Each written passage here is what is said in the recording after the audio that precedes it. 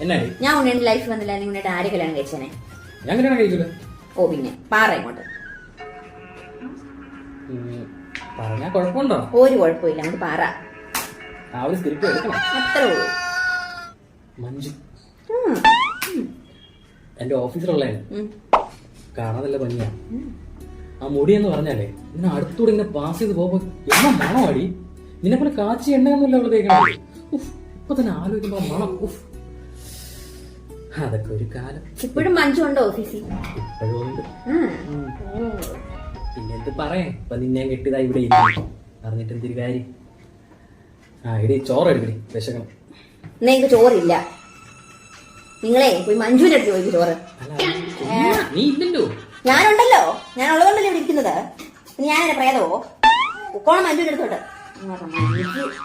ചുമ്മാ ഒരു ചോദ്യം ചോദിച്ചു ഉടനെ മഞ്ജുവിന്റെ പുറകെ പോയി.